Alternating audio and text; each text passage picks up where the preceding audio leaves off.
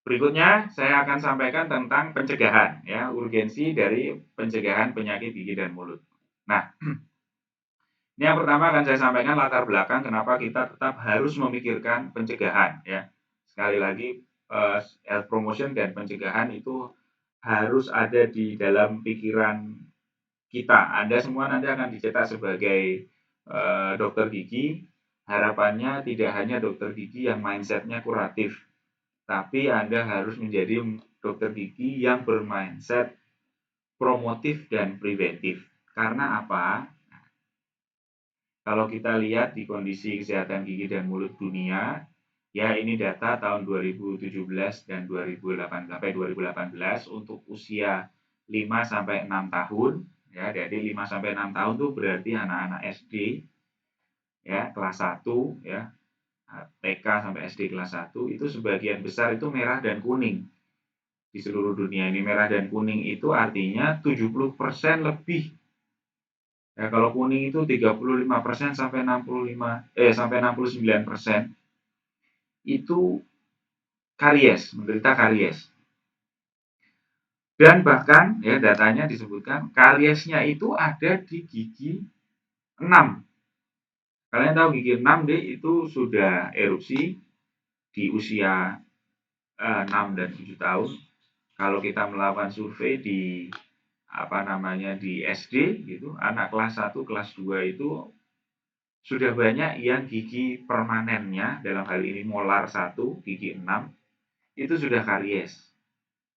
Yang itu adalah sangat alarming. Alarming itu artinya sangat mengkhawatirkan. Di usia sedini itu, ya, dengan gigi permanen yang masih paling awal yang itu nanti akan dia pakai seumur hidupnya, itu sudah karies. Maka itu adalah suatu hal yang harus sangat diperhatikan. Ya, tidak hanya di Indonesia, ya di Indonesia termasuk merah ini, tapi di seluruh dunia khususnya yang sudah ada kuning. Kalau yang hijau-hijau ini memang sudah baik ya Australia kemudian ya dan atau penduduknya memang tidak banyak ya atau ada juga yang nggak ada datanya karena belum sempat melakukan survei ya ini masih ada konflik internal dan lain sebagainya ya. Nah ini jadi karies adalah masalah global bahkan pada usia yang paling dini sekalipun 5 sampai 6 tahun. Nah, kemudian kalau tentang perio ini usia dewasa ya 35 sampai 44 tahun itu datanya WHO menyatakan bahwa sebagian besar wilayah dunia ini di sini Afro itu African, kemudian Amro American, Eastern Mediterranean, European, kemudian Southeast Asian sama Western Pacific. Jadi kesemuanya nih kalau kita di sini ya wilayah kita di Searo ini Mutiara Trijinisa ini polanya ya tempat kita paling sial juga ya karena untuk CPI 0 dan CPI 1 itu paling sedikit proporsinya sementara proporsi yang paling besar adalah CPI 2 dan CPI 3. Begitu juga sebetulnya di daerah yang lain tapi di daerah yang lain CPI 01-nya masih ada. Ya, apa itu CPI? CPI itu menggambarkan keparahan penyakit periodontal. CPI 2 dan 3 itu adalah CPI 2 individuals with bleeding gums and calculus berarti ada kalkulusnya. CPI 3 adalah individuals with pocket ya. Pocketnya 4 sampai 5 mm, pocket periodontal 4 sampai 5 mm. Sedangkan kalau CPI 4 itu sudah lebih dari 6 mm. Nah, ini yang hitam. Nah, tapi dengan gambaran yang hampir di semua area ya, regional dunia itu sama ya. Sebagian besar CPI-nya itu didominasi 2 dan 3. Maka itu mengindikasikan bahwa selain tadi karies, periodontal disease ini juga menjadi salah satu masalah utama. Nah, itu dunia karies dan periodontal disease. Bagaimana di Indonesia? Di Indonesia permasalahannya ada macam-macam ya. Nah, ini peta Indonesia disertai dengan warna tentang ketersediaan SDM kesilutnya dalam hal ini dokter gigi. Ya, jadi di sini yang merah itu bentar deh, nutupin. Yang merah itu adalah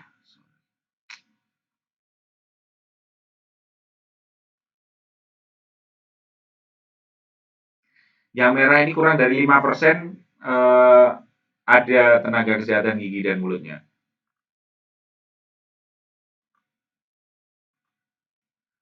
Kurang dari 5%. Ya kalau yang biru itu udah lebih apa namanya sudah padat. Ya, dan padat ini di Indonesia itu hanya di Jogja, kemudian di Bali, di Jakarta, ya itu sudah padat. Kemudian berikutnya di Jawa Timur dan sebagian Jawa Barat itu juga sudah hijau, artinya sudah ideal. Kenapa ini mutiara tujuh bisa ini bolak-balik? Kemudian kalau yang sebagian besar itu masih merah, ya artinya kekurangan tenaga kesehatan gigi, khususnya dokter gigi. Jadi kalau ada adik-adik yang memang dari asalnya dari daerah-daerah yang merah atau yang kuning ini, nanti kalau sudah selesai jadi dokter gigi segera kembali saja, kembali membangun daerahnya ya, supaya ketersediaan dokter gigi di wilayah-wilayah ini bisa tercukupi.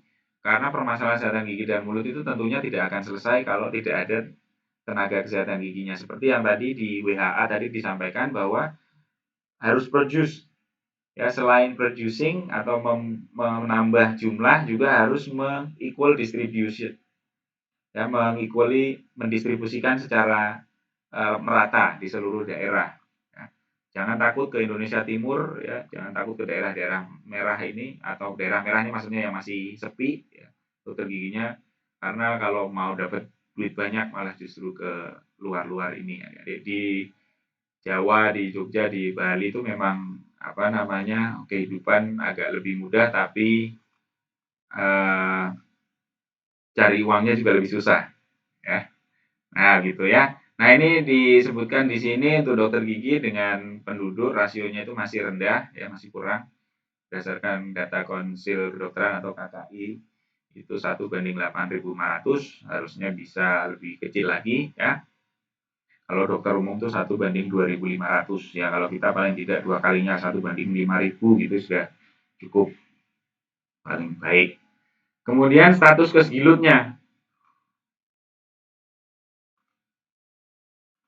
Status Kesgilutnya menurut Riskesdas tahun 2018 ya, ini permasalahan kita, ya ini Riskesdas terakhir, masyarakat Indonesia 42% lebih cenderung self medication ya untuk oral health. Kalau sakit gigi lebih baik dia lebih sering minum oskadron atau mungkin pakai minyak cengkeh atau pakai apa pil betet dan lain sebagainya dibandingkan ke dentist maupun ke dental nurse. Kemudian efektif medical or dental demand itu artinya berapa persen dari mereka yang mengeluh mempunyai gangguan kesehatan gigi dan mulut itu mendapatkan perawatan ya treated by dental nurse atau dentist sorry. Itu hanya 18%. Jadi kalau ada 100% orang mengeluhkan punya problem kesehatan gigi dan mulut, hanya 18% yang mendapatkan perawatan. Kemudian kalau DMFT-nya sama karies prevalensi kariesnya itu tahun 2018 itu 88,8%. Jadi hampir 90% dari penduduk Indonesia itu pernah menderita karies, sedang dan pernah menderita karies ya. Prevalensi itu yang sedang menderita maupun pernah menderita. Ya, itu 90%. Tahun 2007 katanya cuma 42%, tahun 2013 ini survei ya, survei tahun 2013 katanya 26%. Ini yang saya sampaikan tadi bahwa data kesehatan gigi dan mulut kita yang bisa kita percaya, yang valid dan reliable baru yang tahun 2018. Kemudian DMFT Index juga begitu, indeks pengalaman karies itu tahun 2018 adalah 7,1. Artinya rata-rata di seluruh penduduk Indonesia itu di dalam rongga mulutnya ada 7 gigi yang sedang karies, pernah karies atau sudah dicabut karena karies. Yang itu tahun 2007 dan 2013 katanya cuma di bawah 5. Ya, jadi semakin ke sini bukannya semakin baik maka semakin jelek ya. Ini adalah terjadi karena pendataannya memang tahun 2018 lebih valid dan reliable. Ya. Begitu juga dengan perilaku kesehatan gigi dan mulut masyarakatnya dari oral health seeking behavior-nya itu hanya 8,1 yang baik. Kemudian dental health seeking behavior-nya dari indeks PTI, RTI, MTI, monggo nanti kamu cari sendiri atau nanti di kuliah yang lain Anda akan tahu apa ini PTI, RTI, MTI. Ini yang diharapkan besar seharusnya adalah performance treatment index atau yang abu-abu ini. Tapi di kita hanya kecil sekali. Ini turunan dari DMFT. Ya. Berdasarkan indeks ini bisa kita ketahui kalau ada karies itu yang ditambal itu hanya 1,74%. Tapi yang 63% itu dicabut. Ya, solusinya adalah dicabut. Tambal cuma 1,7 dan yang masih karies ada sekian dari seluruh orang yang karies. Kemudian toothbrushing behavior ya yang bagus dan yang jelek didominasi masih 98% yang jelek. Ya, jadi itu salah waktu, salah frekuensi, salah waktu. Utamanya itu. Nah, oleh karena itu kondisi kesehatan gigi dan mulut yang masih buruk itu bahkan di 2018 itu hasilnya lebih jelek daripada yang kemarin-kemarin, itu harus ada pendekatan. Nah, pendekatannya selama ini adalah pendekatan kuratif, maka kita harus mulai bergeser ke preventif dan promotif. Ya, preventif dan promotif. Karena apa? Masalah kesehatan gigi dan mulut itu adalah masalah perilaku. Jadi kalau kita mendekati perilakunya, memperbaiki perilaku kesehatan gigi dan mulutnya, itu pasti bisa dikatakan pasti kesehatan gigi dan mulut itu baik. Ya. Nah, oleh karena itu kita perlu analisis dan perlu keilmuan khusus untuk prevention. Nah, selain status kesehatan gigi dan mulut, kemudian maldistribusi SDM tadi, masalah Indonesia, ada satu lagi yang perlu diwaspadai juga, yaitu tentang pertumbuhan penduduk lansia yang ada di Indonesia. Pertumbuhannya itu pesat ya adik-adik ya. Sekarang usia harapan hidup itu 74 tahun. Ya. 74 tahun, ya, Jogja termasuk yang tertinggi usia harapan hidupnya. Kemudian untuk populasi lansia itu diprediksikan 2025 itu hampir 10% atau 8,5%. Artinya untuk negara dengan populasi 260 juta seperti kita, kalau ada 10%-nya itu berarti 26 juta, kalau 5%-nya itu ada 13 juta. Ada 13 juta saja lansia di tahun 2025, yaitu bisa bikin parpol sendiri dengan suara yang cukup signifikan. Nah itu kalau mereka punya kualitas kesehatan gigi dan mulut yang buruk, ya, maka kualitas hidupnya buruk. Kalau kualitas hidupnya buruk, maka itu akan menjadi beban untuk usia produktif. Ya, untuk gambar ini saya sudah pernah sampaikan tentang penyebab kematian, dan ini kita lalui saja. Nah, ini kita ke sini. Jadi, kalau status kesilutnya buruk, kualitas hidupnya buruk, ini tadi itu akan jadi beban usia produktif. Beban juga untuk pembiayaan negara. Oleh karena itu kita harus memastikan bahwa lansia itu kesehatan gigi dan mulutnya juga baik. Karena kalau mereka kesehatan gigi dan mulutnya baik, maka itu akan menghindarkan terjadinya penyakit degeneratif, penyakit non-infeksius, memperbaiki kualitas hidup, mereka bisa produktif. Kalau mereka bisa produktif, maka itu tidak akan membebani. Nah, itu hal-hal seperti ini tadi beban terhadap usia produktif dan pembiayaan negara terjadi di negara-negara maju. Nah, berikutnya adalah tentang sejarah dan perkembangan preventive dentistry. Ini kita bisa cepat saja bahwa sebetulnya preventive dentistry itu sudah ada sejak abad ke-9 dengan orang Arab yang memakai siwak untuk sikat gigi. Ya, kemudian abad ke-11 itu sudah ada catatan tentang menyingkirkan kalkulus. Kemudian abad ke-14-15 sudah ada kitab tentang kebersihan gigi dan mulut. Ya. Abad ke-16 itu di Belanda sudah ada dokter gigi, yang ini masuk dengan masih jadi satu dengan salon ya. Jadi dokter gigi itu adalah keturunan dari Kapster ya, karena profesi awalnya oleh salon barengan dengan flebotomis itu juga di salon, tapi itu sudah ada kesadaran tentang kesehatan gigi dan mulut. Kemudian, nah ini salah satu tonggak utama abad ke-18 ada orang Prancis ini.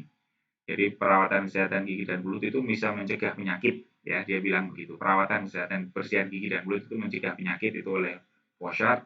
Nah, tonggak utamanya pada abad ke-19 sebelum Perang Dunia Pertama itu Meyer Ryan orang USA itu membuat sikat gigi. Ya, dan dia mengkampanyekan sikat gigi ini untuk dilakukan sebagai measurement pada oral hygiene. Kemudian di awal abad ke-20 ya, di saat kita masih mulai berpikir tentang kemerdekaan, ya, baru kita berpikir bagaimana 1908 kebangkitan nasional, 1928 Sumpah Pemuda, awal-awal abad 20. Nah, itu di orang-orang Eropa sudah memikirkan tentang dental hygienist. Jadi sudah ada profesi dental hygienist, dan ini untuk profilaksis oral anak-anak sekolah. Jadi kalau kita agak ketinggalan dengan negara-negara yang hebat-hebat itu, ya mohon maklum saja, karena kita pada awal abad 20 masih berpikir organisasi, membentuk organisasi, mereka sudah berpikir tentang dental hygienist. Kemudian tonggak lagi 45 itu di Amerika ada fluoridated water, ya, mengkampanyekan fluoridasi air minum. Kemudian yang tahun 76 itu ada beberapa penentangan, ya, fluoridasi air minum karena dianggap toksik, ya, khususnya oleh negara-negara Eropa ini, Belanda, Jerman, Austria, Prancis, Italia, Denmark, dan Norwegia. Akhirnya mereka stop untuk water fluoridation. Walaupun itu tetap sampai sekarang kalau itu bisa dikendalikan, dikontrol dengan baik, maka itu tidak toksik, ya. Jadi nanti nah, ini hanya sekilas tentang switching paradigm, bagaimana kita harus berpindah paradigmanya dari paradigma sakit, ya, kuratif, rehabilitatif, segmented patient care. Ini adalah paradigma sakit, ya, kita memperbaiki mengobati orang sakit, menjadi paradigma sehat. Ini yang harus diperhatikan, ya. Kita harus memperhatikan pasien secara holistik, kemudian total and comprehensive patient care. Jadi tidak hanya memandang mulutnya saja, tapi termasuk faktor-faktor risiko yang ada di sekitarnya, termasuk social determinants. Nah, untuk definisi, batasan, dan ruang lingkup preventive dentistry bisa kita baca di sini, mulai pencegahan sebelum pencegahan kesehatan gigi dan mulut untuk mulut Godfrey tahun 80, tindakan yang terencana untuk menghentikan atau menghindari perkembangan yang diantisipasi atau kejadian yang akan datang yang mungkin terjadi, ya. Pencegahan ini menghindarkan sesuatu yang mungkin terjadi.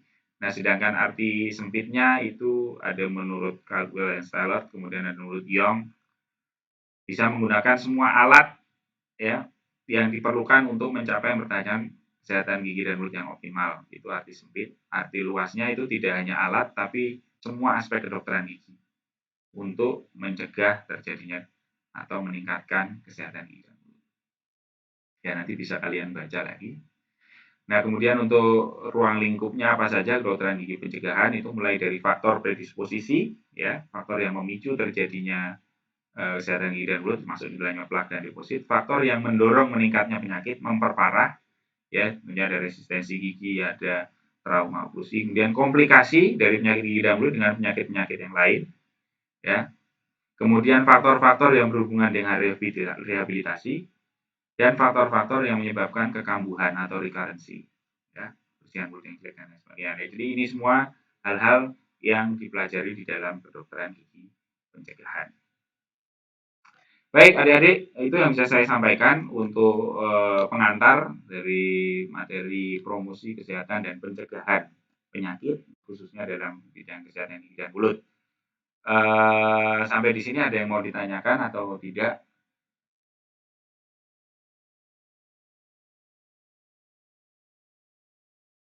Oke, kalau tidak ada, terima kasih atas perhatiannya. Ini saya cukupkan perkuliahan sampai di sini. Terima kasih. Saya matikan dulu.